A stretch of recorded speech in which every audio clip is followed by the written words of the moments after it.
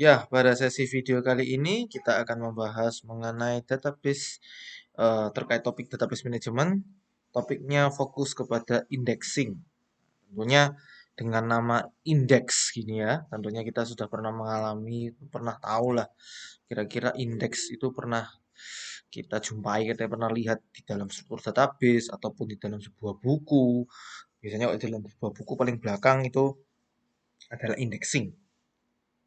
Nah, kita lihat kalau secara database dan secara manajemen database, indexing ini bagaimana dan apa yang harus kita lakukan. Ya, konsep dari indexing itu kita menggunakan heap. Ada istilah, ada terminologi istilah heap dan table scan.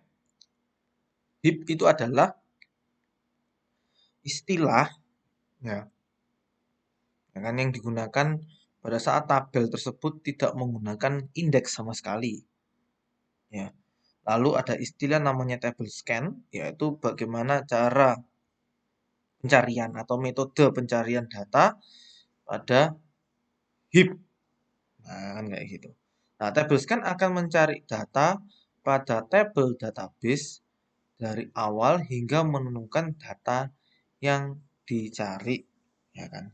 Jadi eh, kita coba untuk mendalami ya konsep tentang terkait antara dua hal ini.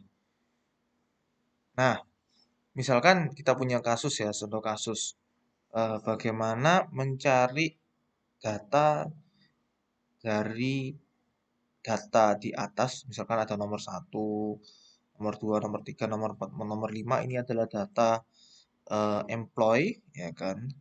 Dimana ini ceritanya data ini ada di sebuah database dan databasenya kebetulan sama dengan SQL Server. Bagaimana kita mencari gaji karyawan yang lebih dari $5.000, seperti itu, ya kan. Jawaban SQL, ya kan. Jawabannya adalah SQL itu akan mencari satu persatu, mulai dari yang biasanya kalau ini tanpa adanya indeks ya kan dia akan yang nggak tahu ini akan mengurutkan berdasarkan ID atau apa ya kan dan akan mengurutkan satu persatu. Oh iya, satu, dua, tiga, empat, lima, satu persatu mulai dari nomor satu, nomor dua, nomor tiga, nomor empat, nomor lima dan lain sebagainya. Iya, kalau datanya hanya 5. Kalau sekarang bayangin ada datanya 5.000 atau 5 juta. Berapa waktu yang kita perlukan untuk mencari data sebanyak itu? Bukan bukannya data pada tabel sudah terurut berdasarkan abjad. Kita sebagai manusia, ya kan, kita sebagai manusia itu pasti memikirkan seperti itu. Lupa bukannya tabel selama ini itu juga urut berdasarkan ID, nah, dan lain-lain. Itu kan juga ada di pikiran manusia. Tetapi kenapa kok kita menggunakan MySQL, kita menggunakan SQL Server itu otomatis urut berdasarkan ID atau urut berdasarkan abjad? Nanti kita lihat kenapa tuh hal itu bisa terjadi secara otomatis, ya kan? eh, ada konsep namanya page dan extend. Page itu adalah konsep di mana satu halaman atau satu page terdiri atas 8 kilobyte data. Lalu setiap extend itu adalah 8 page. Nah, pencarian data akan dimulai dari page pertama hingga page terakhir dari sebuah extend. Jadi anggapannya kalau kita ada blok-blokan, satu page itu 8 KB data, kalau satu extend ada 8 page. Jadi pertama kali dia ada datang satu paket, satu box, extend misalkan. Satu box itu di dalamnya ada 8 halaman. Masing-masing halaman kan punya 8 kilobyte data. Nah, ceritanya itu dieksekusinya per box tadi. Per box, per box, per box tadi.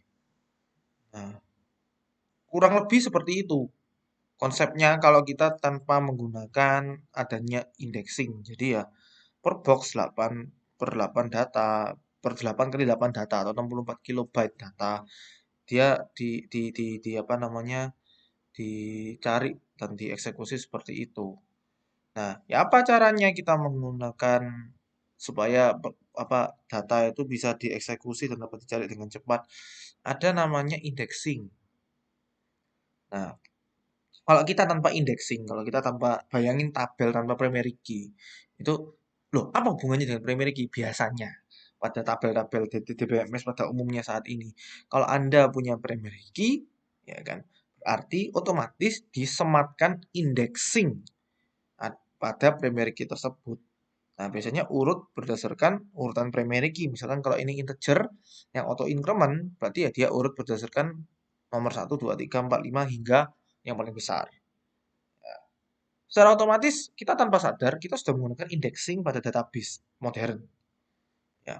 Kita melihat, kita menyadari kembali bahwa itu ada. Indeks itu ada. Indeks itu apa, Pak? Konsep pencarian ya kan sama seperti konsep pencarian pada saat kita membuka kamus. Nggak tahu kalian mengalami nggak zaman kalian membuka kamus yang seperti ini gitu kan ya. Di dalam modeling buku seperti ini kita kan diberikan sticky note misalkan atau diberikan sebuah lubang-lubang buku seperti ini di mana itu ada huruf P, Q, R, S, T, U, V, W dan lain-lain gitu kan ya. Kalau kita kepengen nyari kata-kata uh, program gitu, P berarti kan kita tombol tangannya itu diletakkan di P tadi sebagai kayak apa namanya pemegang lalu dibuka itu data belakangnya itu diabaikan kita buka bukunya dari titik merah yaitu P tadi. Nah, itu indexing. Jadi apa? Kita nggak perlu buka satu persatu halaman yang ribuan atau ratusan halaman yang ada di depan ini. Jadi kita langsung menuju ke P, go to P, istilahnya kan kayak gitu. Go to P atau program, kita langsung pindah. Jadi mempercepat pencarian. Langkah-langkah pencarian itu dia menggunakan indeks huruf. Misalkan tadi program ya, ini saya apa beda dengan mobil ya. P, ya berarti kita akan buka P, lalu kita akan cari urutkan berdasarkan R. Kita urutkan. Kita cari habis P, R. Ya kita cari yang R. Nah, enaknya atau memang data yang sudah tertulis di kamus tersebut memang data terurut. Nah, indexing itu juga otomatis kalau kita memberikan sebuah apa namanya indexing, sematkan indexing ke dalam sebuah kolom, itu pasti datanya terurut. Nah, itulah tujuannya supaya kita nanti dimudahkan dalam pencarian secara nggak langsung. Ya, seperti yang kita ketahui kalau database tanpa indeks, ya kan kinerja server database menurun secara drastis. Kenapa? Database itu kan tujuannya tidak hanya mencatat, tapi database itu mempunyai suatu misi yang besar juga, yaitu dapat mengambil data juga, dapat mencari data juga yang sudah tercatat pada sebuah kamus data. Ya kan? Oleh karena itu, makanya dia bisa katakan bahwa kinerja server dalam database menurun drastis. Karena memang kalau kamu mau cari survei, ya kan, banyaknya data yang kalian inputkan dengan data yang kalian ambil, yaitu atau query, itu hampir mirip, malah lebih banyak beberapa tergantung dari tipe sistem informasi atau tipe programnya ya. Malah ada beberapa program yang lebih banyak query-nya atau mengambil data dari database. Nah, kalau bayangin, kalau lebih banyak query-nya, query itu kan mengambil data, mencari data. Nah, mencari data tadi itu kamu tanpa bantuan indeks, bayangin kamus itu morat-marit. Urutannya tidak sesuai dengan abjad. Random banget. Apakah kamu dapat mudah menemukan satu kalimat? Atau sorry, menemukan satu kata yang ada di situ. Nah, itu bayangkan aja database yang tidak menggunakan indeks. Database yang tanpa primary key, misalnya kan kayak gitu. Kenapa kok saya cantolkan dengan primary key? Nanti ada penjelasan di belakang. Tapi memang kita utarakan di sekarang bahwa database pada umumnya entah itu SQL Server, MySQL, Postgre yang baru-baru ini primary key, kalau kamu sudah sematkan satu kolom di primary key berarti dia sebagai indexingnya secara nggak langsung. Ya, hal ini dikarenakan karena resource komputer banyak digunakan untuk pencarian data atau pengaksesan data query dengan metode table scan. Jadi dia scan satu-satu, bolak-balik. Bayangin itu kalau nggak diurutkan atau lain-lain. Ya kan? Loh, Pak, ini salahnya siapa? Salahnya yang inputin data? Ya enggak. Karena memang tidak ada indexing. Yang input kan bebas. Misalkan kalian masuk ke dalam sebuah universitas atau masuk ke dalam mendaftar sebuah kompetisi gitu kan ya. Kalian input nama kelompok, input nama Anda masing-masing di dalam kelompoknya. Apakah harus urut berdasarkan abjad? Ya enggak, karena kan ada kelompok lain yang mungkin namanya bisa terselip antara nama-nama kelompok Anda. Kita tidak bisa memaksa orang untuk ngikutin aturan, ya kan? Ngikutin aturan di berbasis IT ya, khususnya untuk sistem informasi ataupun terkait input data secara IT. Karena dengan program itu sebetulnya manusia itu dituntut untuk bisa lebih kreatif, bisa lebih bebas. Tapi bebas yang bertanggung jawab. Siapa yang melakukan tanggung jawab di sini? Ya kita nanti mainan fitur-fitur yang ada di program. Salah satunya adalah indexing. Bertanggung jawab apa? Mensorting data. Ya, misalkan. Penggunaan indexing sangat berguna pada bagian implementasi database pada skala very large database atau online large database. Jadi datanya kalau sudah ribuan, ratusan, ya ratusan ribuan, jutaan itu baru nanti kerasa. Nah, ini contohnya. Bagaimana kita menerapkan menerapkan indeks, maaf. Ya, tentukan kolom yang paling banyak sering diakses oleh user. Maksudnya itu apa? Ada ini contoh tabelnya ID, nama lengkap, tempat tanggal lahir, alamat. Biasanya itu orang tuh lebih lebih suka cari siapa sih orang yang ID-nya 105? Apakah itu? Atau siapa sih orang yang nama lengkapnya Adi Sasono? Apakah itu? Atau siapa sih orang yang lahirnya di Bandung? Atau siapa sih orang yang punya alamat Sangkuriang nomor 9 Bandung? Nah, lebih banyak mana kira-kira? Ya, kalian coba jawab dalam hati, ya kan? Baik kebanyakan ya, kalau kita tanyain, halo kenalan dong, atau ini tentang tabel employee misalkan, atau tabel kartu keluarga. Biasanya orang akan lebih mengenal nama dibanding dengan nomor kakak, nomor karyawan. Karena kan lebih susah mencari nomor. Loh Pak, kan primary key-nya kan adalah ID. Ya benar, primary key-nya adalah ID.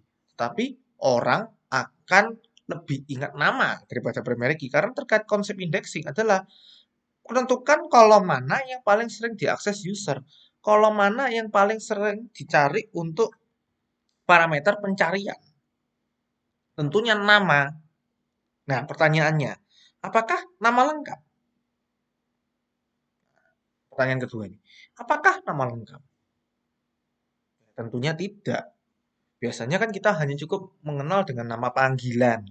Entah itu nama panggilan itu definisinya kalau orang Indonesia kan nama panggilan nama depan. Kalau orang Barat, ya kan di Inggris atau dimanapun kan itu nama belakang, ya kan. Contohnya, ya kalau kita tahu Anda suka sepak bola, zaman dulu kan ada namanya David Beckham, Michael Owen. Kamu lihat di belakangnya nomor punggungnya sepak bola tersebut. Itu siapa namanya? Kan nama belakang mereka, bukan nama depan. Itu terkait budaya dan lain-lain. Dan ini tergantung nanti kalau kamu sistem informasinya atau kamu database manajemennya untuk orang Indonesia, ya mungkin nama depan yang diindexing atau enggak nanti nama belakang. Kalau kita mau menerapkan ini di luar negeri dengan budaya yang seperti itu. Ya, loh Pak, berarti ini nggak spesifik dong Pak? Iya, nama lengkap ini tidak spesifik. Oleh karena itu, Anda harus melakukan restrukturisasi kembali tabelnya seperti ini. Buatlah tabel-tabel. Jadi andai kata Anda ini kan sebagai DBA. Anda DBA memang punya kewenangan untuk memberikan masukan kepada developer. Jadi kadang-kadang DBA itu kan tidak langsung masuk dalam proyek perangkat lunaknya. Biasanya dia tuh hanya menjaga supaya database-nya aman, nanti adanya replikasi, nanti adanya pembagian hak akses, itu urusannya DBA. Cuman Anda sebagai DBA bisa memberikan sebuah rekomendasi atau keilmuan terkait dengan semestinya kolom-kolom yang diberikan itu spesifik. Loh Pak, kenapa? Ya karena contoh kayak gini, tempat tanggal lahir kamu nanti, ya apa caranya kamu mau query? Siapa orang yang lahir di Bandung? Kan kamu harus motong yang belakang. Kalau kamu kayak gini kan mudah ya, motong yang nggak usah potong-potongan udah selesai. Nama depan, nama belakang nih mungkin tujuannya buat untuk ini apa namanya? Untuk indexing dan lain-lain. Tanggal lahir kan juga jelas sudah mengarah ke date time. Alamat juga sama, kota juga sama, kode pos juga sama. Ini lebih spesifik. Ya, apabila pencarian data ini sangat banyak, tentunya parameter-parameter indexing itu juga menjadi hal yang penting. Nah, kita melihat terkait database SQL Server. Nanti kalau database yang lain, kalian bisa cari literatur-literatur yang sesuai. Ini ada dua, cluster index sama non-cluster index. Apa itu, Pak? Cluster index. Kita sudah masuk ke database SQL Server ya. Dapat diumpamakan bahwa cluster index ini sama seperti huruf pada kamus. Berarti kalau tentang tadi, tentang employee, berarti kan orang itu kebanyakan kalau di Indonesia pakai gunakan nama atau nama depan. Nah, oleh karena itu, cluster indeksnya harus diletakkan di ini, diarahkan di nama. Nah, dia kata ada data baru, namanya ID-nya 3, ini kan auto increment. Namanya Cahyo, asalnya Jombang. Maka, kalau kanda cluster index dengan nama, maka akan muncul hasil seperti ini. Coba lihat hasilnya. Coba Anda perhatikan hasilnya. Apakah ini lazim atau tidak? Ini tentunya tidak lazim kalau kalian menggunakan primary key-nya ID. Betul ya? Kalau biasanya primary key-nya ID, itu berarti cluster index-nya itu otomatis diletakkan di ID. Sehingga pada umumnya si database itu akan menampilkan kalau select bintang from user ya misalkan ya. Dia akan menampilkan urut ID. Padahal kamu nggak order. Dia akan urut berdasarkan indeksnya. Jadi model arsitektur dari cluster index itu sebagai berikut. Jadi layer 2 yang paling atas itu nanti bentuknya seperti ini. Ya, ya kan? Dia akan memotong dari layer intermediate-nya. Ya kan levelnya akan dipotong. Jadi dia akan ngecek 1, 101, 201 sampai 900. Nanti dia akan potong lagi menjadi satuan. Ya kan? Nanti ini dipotong lagi menjadi ratusan dan dipotong lagi misalkan per 100. Ini jadi 1 sampai 1000 misalkan kayak gitu. Ini 1001 misalkan ya. Di sini terbagi atas dua. Oh, ini ya klaster 1 sampai 901 dan lain-lain. Ini misalkan 1001 sampai 10901 misalkan seperti itu. Ini heap-nya atau ini kepalanya seperti itu. Bisa dikatakan seperti itu. Nanti terbagi-bagi lagi, ya kan? Terbagi-bagi lagi. Jadi ini heap-nya. Ini dikatakan routing awalnya, kepala sukunya. 1 sampai 1000 misalkan. Ini 1001 sampai yang terakhirnya, misalkan seperti itu. Dan lain-lain, ini cluster index. Bagaimana Pak? Cara menggunakan cluster index sama seperti sebelumnya. Kalau kalian menggunakan MySQL, ya kan, kalian menggunakan MySQL, kalau kalian primary key-nya di ID, berarti otomatis kan urut berdasarkan ID. SQL Server juga punya kemiripan yang sama dengan MySQL. SQL Server akan secara otomatis menjadikan primary key menjadi cluster index. Nggak percaya? Coba kita buka SQL Server Management Studio. Jadi bagi Anda yang belum membuka, boleh mempause video saya ini. Ya kan, kalian buka dulu, jalankan dulu servernya, sehingga kalian bisa melihat pada bagian tabel employee, ya kan, database employee, tabel DBO employee, kamu buka. Key-nya apa, lalu indeksnya apa. Kalau nggak percaya, coba lihat departemen juga yang lain. Key-nya apa, indeksnya apa. Nah, dari sisi tampilan gambar ini, ya kalau kalian nggak kelihatan, kalian boleh zoom, kalian amati punyanya kalian sendiri. Andai kata kalian punya tabel, langsung otomatis ada primary key-nya di sebelah sana, berarti secara otomatis indeksnya adalah primary key itu. Primary key itu. Padahal indeks itu, ya kan, indeks itu sebaiknya diletakkan pada kolom-kolom yang memang biasanya menjadi parameter pencarian. Misalkan contoh nama orang, contoh nama departemen, dan ini nggak cocok kan? Ini tidak cocok. Nggak match kalau kita untuk searching ya, untuk pencarian. Kan. Nggak cocok. Apakah bisa diubah? Bisa. Apapun sih bisa dari teknisnya. Jadi kita coba. Contoh kasusnya. Staf HRD komentar, ya, cerita ke Anda. Pak, saya tuh mau cari informasi pekerja aja lambat, Pak. Ini kenapa? Tambah RAM, tambah ini. Belum tentu. Ya, itu memang ada salah satu faktor seperti itu. Cuman ada faktor-faktor lain yang bisa kita optimasi di dalam internal. Internal apa? Internal database maksudnya. Itu berarti kita harus cari apakah sudah ada indeksnya. Ya kan? Apakah sudah ada indeksnya? Nah, ternyata kita cek. Oh, kita tanya sama orang itu dulu. Kamu kenapa kok kamu merasa kebingungan, merasa kesulitan di mencari orang? Oh, iya Pak, saya tuh query pakai nama. Search nama cek lama nih sih Pak, Pak program. Nah, misalnya komentar kayak gitu. Nah, kita cari, oh nama toh. Berarti kita lihat indeksnya.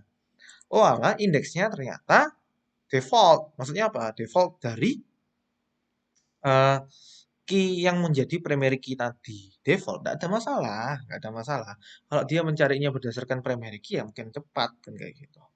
Nah, bagaimana kita harus misalkan ya nggak mau tahu Pak, pokoknya nama, ya kan? Nggak, saya ganti-ganti ke kode orang lebih susah Pak. Ya apa caranya supaya mempercepat? Nah, bisa kamu tanda kutip ubah yang cluster primary key-nya bukan di ID employee ini ya, ya kan? Nah, kita lihat kalau kita klik 2 kali, apakah keluar di sini? Nah, ini keluar. Ini bisa dibesarkan nggak ya? Nah, ini bisa dibesarkan. Ini kelihatan ya bahwa yang saya butuhkan saat ini atau yang sorry indeks yang ada di tabel employee yang namanya PK employee itu tabel kolomnya itu merujuk pada satu tabel yaitu ID employee. Sehingga kita harus ganti.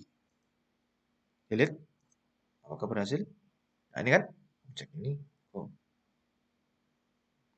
gagal. Bagaimana cara ngecek error? Kamu klik aja di situ message-nya apa. Drop field. Kegagalan terjadi karena PK employee itu reference pada tabel namanya works on foreign key ini karena foreign key constraint terkait dengan itu. Bagaimana Pak caranya error seperti ini? Ya kan berarti kita harus cek tabel mana yang hubungan dengan PK ini. Kita coba ulangi lagi ya. Ceknya paling gampang gitu, delete aja, oke. Nanti kan error. Nanti kelihatan di tabel apa? Di tabel works on ada foreign key namanya FK works employee.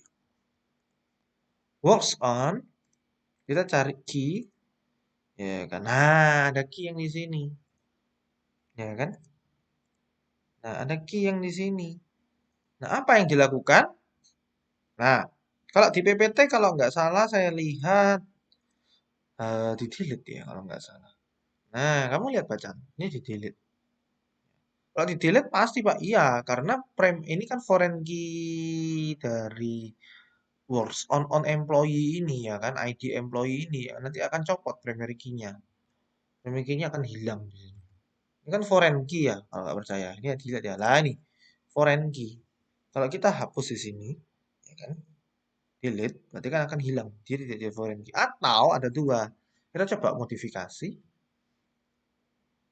Nah, apakah ini bisa?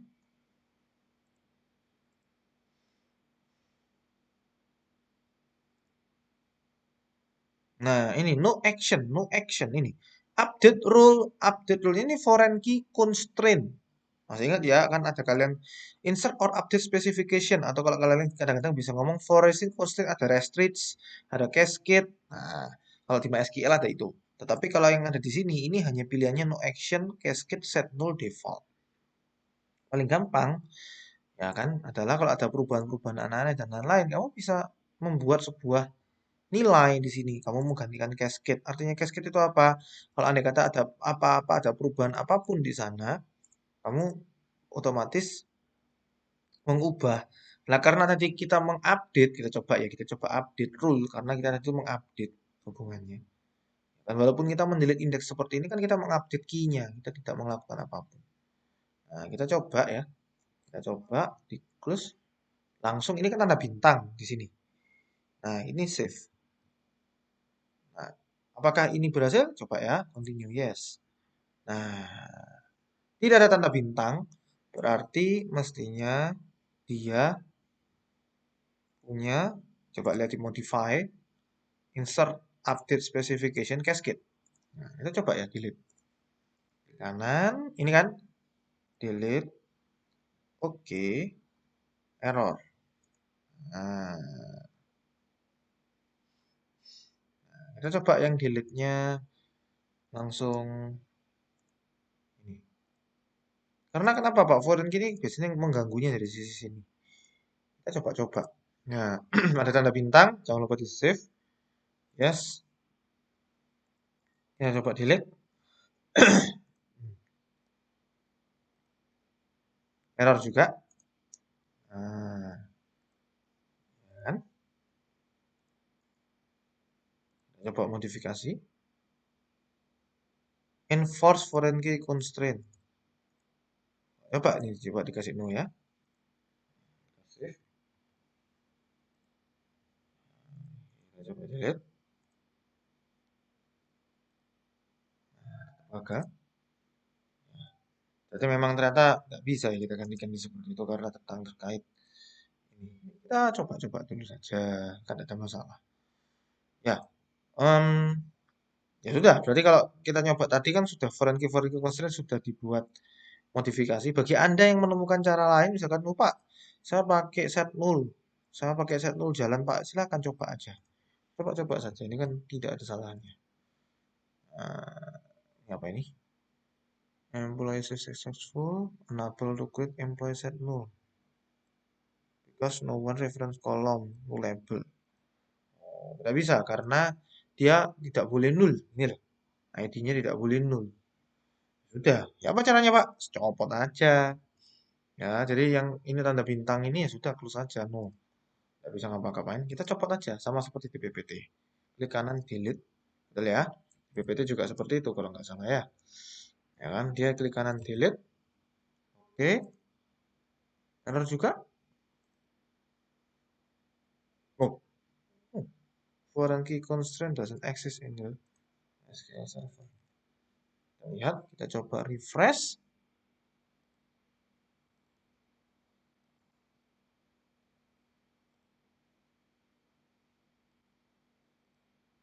Oh, sudah hilang. Oh, oke. Sudah hilang nanti. Berarti kita coba lanjutkan. Nah, ini kalau tidak ada key apapun, dia tidak ada perubahan apa di sini. Lalu kita coba klik kanan di sini untuk delete. Kan? Nah, ternyata tidak bisa update otomatis di sini. Kita coba refresh. Indexes, nah kosong. Berarti kita harus sesekali harus sering-sering update ya. Di klik kanan refresh, klik kanan refresh. Nah, supaya employee tadi itu indeks yang baru, berarti caranya indexes, klik kanan new index, cluster index. Betul ya? Kita nanti tinggal pilih add, oke, nama depan, fname atau front name. Ya ini, ordernya mau pakai apa? Ascending, descending, terus size-nya berapa? Oke aja. Nah, nanti cluster index nanti otomatis akan muncul seperti ini. Nah, cluster index. Kalian mau kasih nama yang boleh pakai nama lebih readable atau kalian buat nama seperti ini ya nggak apa-apa sama aja ya. Lebih enak readable karena nanti maintenance-nya lebih mudah. Sehingga kalau kita melihat hasilnya, berapa saja pilih hasilnya klik kanan select top 1000, dia akan berubah menjadi ini. Sebelumnya kalau kalian kemarin kalau kalian tadi itu nyoba, ini tidak akan di sini tidak akan urut berdasarkan ini ya, berdasarkan fname, tetapi dia urut berdasarkan ID employee. Coba aja ya sebelum apa kalau kalian punya duplikasi data yang ini, kalian backup lagi datanya yang tadi sorry restore datanya employee, kalian cek data asalnya dia. Kalau kalian select 1000 atau query, itu pasti ID-nya duluan yang di sorting. Inilah cluster index, dampaknya di situ. Jadi komputer nanti kan secara otomatis select bintang from employee di BO employee where F name sama dengan Ahmad gitu. Dia otomatis akan lihat depannya A thread, yang lain dihapus thread gitu. Kalau dia ada J, depannya J, dia kan melompati ini, dia langsung ke line kelima. Jadi kalau anda kata A-nya banyak sampai J-nya data ke 1000 atau data ke 2000, maka dia langsung lompat ke data ke 2000. Terus apa bedanya dengan non-cluster index? Non-cluster index itu dapat diumpamakan sebagai sebuah daftar indeks sebuah buku. Hampir mirip dengan tadi, sama. Tetapi biasanya kalau indeks di dalam sebuah buku, itu biasanya terletak di tempat yang berbeda. Kalau tadi, cluster index itu kan mirip seperti ada apa lubang atau ada sisipan terkait kamus tadi. Ada huruf C, ada huruf D, supaya kalian itu bisa langsung klik, langsung tinggal pindah di situ. Kalau non cluster itu sama seperti indeks yang ada di dalam buku. Biasanya indeks itu ada di belakang. Ya kan? Ada terminologi, ada kosakata-kosakata yang dipakai. Ya kan? Biasanya berarti kan ada duplikasi, ya kan? Ada duplikasi. Kalau tadi yang cluster itu otomatis akan masuk di tempat dasarnya itu. Nah, makanya dia ngomong adalah non-cluster index terpisah dari tabel sumber. Non-cluster index akan membentuk sebuah tabel baru yang berisikan data yang diindeks. Non-cluster index berisi pointer. Jadi kalau kalian buku yang di belakang-belakang, kalau dulu zaman dulu ada namanya yellow pages, ada indeks gitu kan kelihatan. Oh iya, tentang restoran ini. Go to halaman sekian, itu kan berarti pointer. Menunjukkan lokasi sesungguhnya pada data yang kita akan cari. Seperti itu. Contoh, ya. Oh ya, ini contohnya seperti ini. Ada data seperti ini. Nah, ya kan, ceritanya non-cluster indeksnya adalah salary. Berarti dia akan mengcopy salary ini dan mengurutkannya dia dulu. Seret, ini kan nggak urut, ini urut. Ya kan? Terus ini row address ini apa? Kayak pointer ke sini. Ini kan ada memorinya, nak.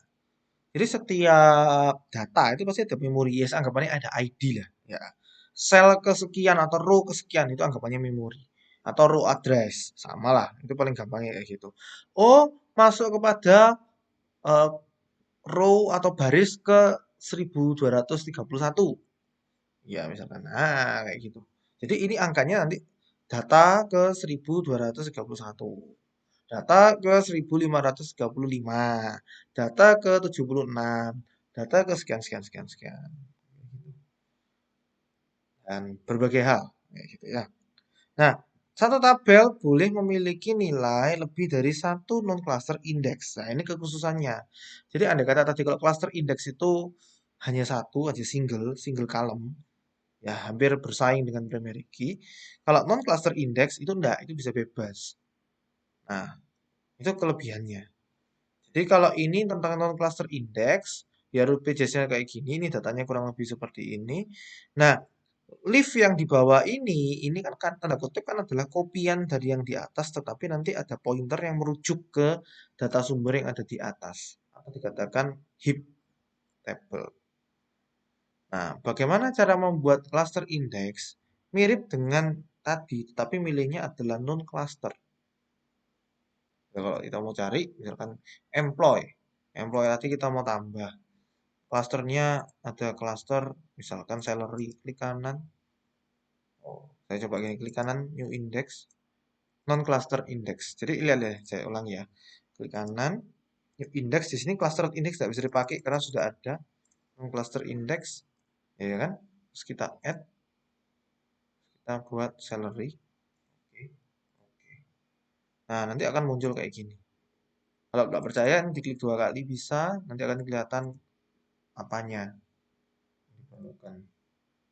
Nah, kalau kita refresh bagian sini, kita execute, ya tetap yang hasilnya cluster index itu yang diprioritaskan. Ya, ada pertanyaan? Nah, kalau ada pertanyaan nanti pada saat sesi kelas Anda masing-masing atau mau ditanya di komentar, mau tanya di Google Classroom ataupun sesi-sesi Anda sendiri di kelas masing-masing, Anda bisa diskusikan. Nah, coba kita eksplorasi mandiri terkait apa yang Anda temukan untuk indeks. Coba kita kembalikan atau revert datanya. Kamu kalau merasa yang bagian ini mau revert data, restore data yang kemarin monggo. Ya kan? Kalau kalian mau mengembalikan datanya yang tadi ke semula dengan satu persatu, ya enggak apa-apa silahkan. Nah, Nah, tetapi tantangannya sekarang adalah, berarti kan kita melakukan klik kanan, klik kiri dengan menggunakan UI. Kita sekarang menggunakan SQL query. Tuh, apa Pak SQL query? SQL query yang ada di sini. Jadi kalian mencoba untuk membuat sebuah cluster index dengan bentuk sintaks. Nah, enggak pasti select lah pasti ya. Menggunakan sebuah sintaks. Kenapa Pak perlu seperti itu? Karena nanti di BA, ya kan, di BA kalian tuh bisa bekerja dengan dua hal. Lingkungan dalam bentuk user interface dan lingkungan dalam bentuk command line. Anda boleh mencari dari berbagai sumber, Anda boleh berdiskusi di temannya, Anda boleh berdiskusi dengan saya atau dengan dosen pengajar, boleh komentar dan lain-lain agar apa namanya kalian juga ini dapat mendapatkan pengalaman terkait dua lingkungan platform tadi, lingkungan platform dengan UI dan lingkungan platform dengan konsul. Nah, selain itu coba jawablah pertanyaan-pertanyaan berikut. Nah, tentunya kalian sudah bisa kurang lebih menjawab, kalian mengulas kembali atau mengingat kembali jawaban yang ada di dalam video ini sebelumnya. Lalu buatlah dokumentasi selengkap-lengkapnya mengenai proses-proses yang di atas. Ya kan bentuknya PDF aja. Nanti upload sesuai yang ada di ULS. Kurang lebih demikian. Bila ada pertanyaan mengenai indexing, bisa Anda tanyakan di bagian komentar atau di WA group masing-masing atau ya everything tentang platform kelas masing-masing agar Anda lebih dimudahkan. Terima kasih.